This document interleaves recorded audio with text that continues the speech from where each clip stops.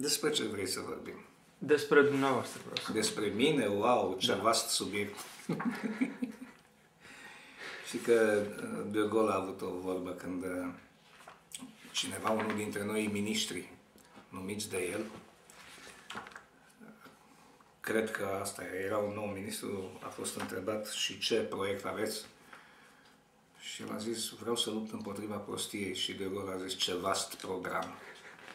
Bunicul meu, tatăl tatălui meu, care se numea Morar Ioan, în 1918 a participat la adunarea de la Alba Iulia, care a decis, au fost doi din sat care s-au dus acolo și a participat și pentru că nu avea mare avere, n-avea ce să... Era un copilandu, avea 18-19 ani, nu mai știu exact. Îl chema Morar Ioan, după el mi-au dat mie numele Ioan. A murit când tata avea doar 5 ani, deci nu au fost... Nu e unul dintre bunicii pe care să-i fi cunoscut. E legendar așa.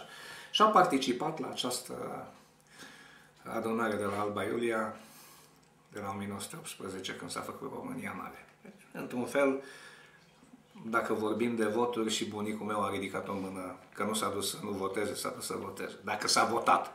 Dacă nu s-a votat, înseamnă că s-a dus acolo să vadă cum votează alții. Deci aveți oarecare legătură cu România Mare? Cu România Mare, nu cu partidul, nici cu revista, ci cu România Mare ca fapt. Istoric. Ca fapt. Da. Acum știi că toată lumea zice, dom'le, mândria de a fi român. Cred că dacă mă nășteam portughez, aveam mândria de a fi portughez. Este mândria de a fi ceea ce ești, de fapt. Dacă mă nășteam, nu știu, mongol, probabil că aveam sentimentul mongol al ființei și trăsăturile mongole și toate, îmi apăram locul unde m-am născut. Și m-am dus, am ajuns la un cămin, m-am uitat pe acolo, voiam să mă cazez și am văzut un mic anunț acolo la cămin. Toți cei de la Esperanto s-au rugat să vină în căminul următor. Și atunci s-a întâmplat un lucru esențial în viața mea. Mă uitam înainte de asta la televizor și cânta, era o cântăreață de operă, cânta. Și am mers în celălalt cămin, aceeași cântăreață de operă, dar ceva total neașteptat, nu știam ce e. Era în culori. Vedeam prima dată televizor în culori. Dar nu știam, deci m-am uitat ce se întâmplă. Eram și foarte obosit, zic, na, e ceva... Era ceva ciudat. Ceva foarte ciudat, o iluzie pe care nu o controlam. Și după aia mi-am dat seama că de fapt este color. Nu era cum sunt culorile acum la televizor. Erau șterse așa, palide, dar nu era alb-negru. Deci atunci am văzut prima dată televizor în culori. Am inventat scrisori de la femei din toată lumea, femei bogate, femei pasionate, femei în vârstă, femei triste. Și am publicat 2 pagini. A avut mare succes. Am mai scos un număr din cărbuș și mi-a zis, băi, zice, nu mai e din scrisorile alea. Păi zic, ba da, hai să mai... Și am dat partea a doua din scrisori, cum am dat și poeziile lui Chiesus Clay, pe care de asemenea le-am inventat eu și au apărut în Almanacul României Literare.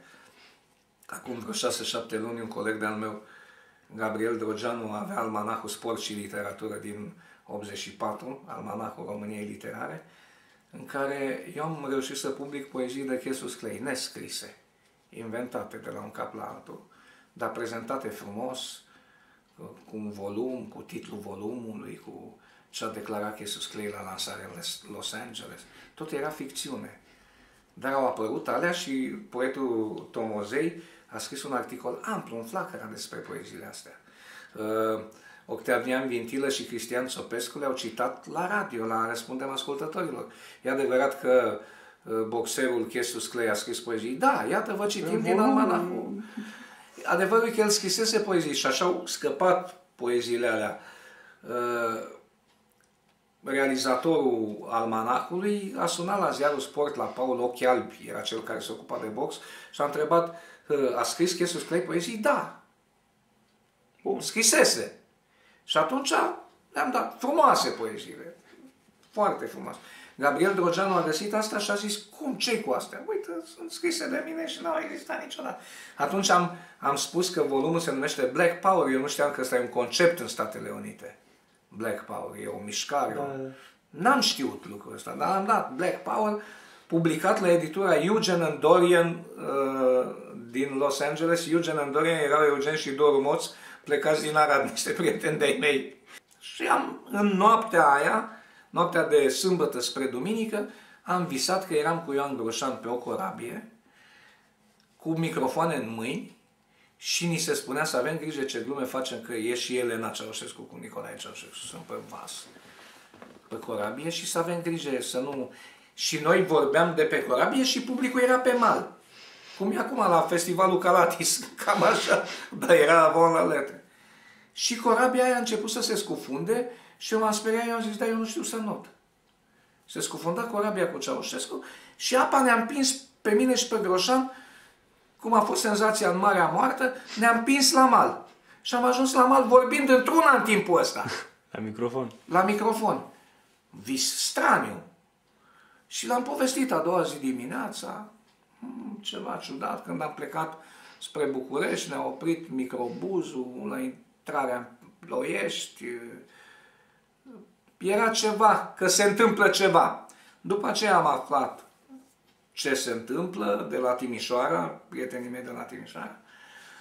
Apoi Carmen a fost la meeting pe 21. De altfel apare o carte la Polirom, o carte despre, se numește Strada Revoluției numărul 89 și am și eu un text acolo în care povestesc chiar ce am făcut în data de 22. Pe 22 decembrie ne-am luat rația de zahăr și de ulei, nu de libertate. Deci am fost și ne-am luat rația, că am zis cine știe ce vremuri sunt. Și am luat rația înainte de Revoluție și am consumat-o după Revoluție. Uleiul și zahăr. Ați consumat în libertate. Da, în libertate. Carmen a fost la meeting acolo și Toni Greco a fost la meeting și a fost ceva lume și noi stăteam în redacție și urmăream la televizor desfășurarea meeting. Și s-a auzit zgomotul ăla straniu și cineva din redacție a zis s-a tras. Pe mine asta m-a ofilit când a zis s-a tras. În redacție la noi cineva zice s-a tras. A fost glonț. Am rămas înmărmuriți toți, s-a stins aia, s-a bâlbâit, a început muzică patriotică, stăteam toți încremeniți și deodată sună telefonul. Toată lumea a tresărit și la telefon doamna Carmen Morar. Vreau să vorbesc cu soțul meu. Te rog să-mi promis că vin direct acasă. Fugise de la meeting cu toată lumea. Și la prima cabină m-a sunat să îi promit că vin acasă. Acum eram poate în FSN. Dacă nu... Mi-am ținut promisiunea.